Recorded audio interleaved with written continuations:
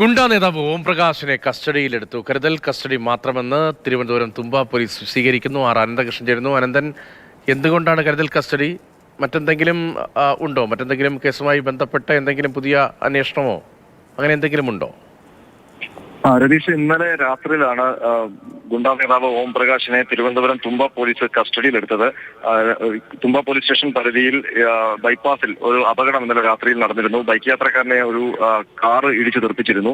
തുടർന്ന് അവിടെ വാക്കുതർക്കമൊക്കെ ഉണ്ടായി. അപ്പോഴാണ് പോലീസ് എത്തുമ്പോൾ ഈ കാറിനുള്ളിൽ ഡ്രൈവർക്കൊപ്പം ഓംപ്രകാശും ഉള്ളതായി കണ്ടെത്തിയത്. തുടർന്ന് ഈ ഡ്രൈവർ മദ്യപിച്ചാണ് കാർ ഓടിച്ചതെന്നും കണ്ടെത്തി. ഇതോടെയാണ് രണ്ടുപേരെയും പോലീസ് കസ്റ്റഡിയിലെടുത്തത്. നിലവിൽ പോലീസ് പറയുന്നത് ഓംപ്രകാശിനെതിരെ മറ്റു കേസുകളൊന്നും ഇല്ല.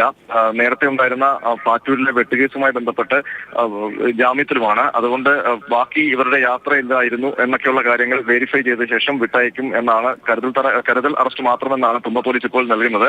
അതിനൊപ്പം തന്നെ മദ്യപിച്ച് വാഹനം ഓടിച്ചതിന് ഈ ഓംപ്രകാശിനൊപ്പം ഉണ്ടായിരുന്നു ഓംപ്രകാശിന്റെ സുഹൃത്ത് ആയ ആ ഡ്രൈവർക്കെതിരെ കേസ് രജിസ്റ്റർ ചെയ്തിട്ടുണ്ട്.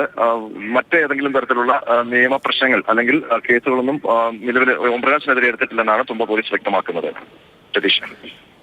ശരി, ആർ അനന്തകൃഷ്ണനാണ് വിവരങ്ങൾ തിരുവനന്തപുരത്ത് നിന്ന് നൽകിയത്.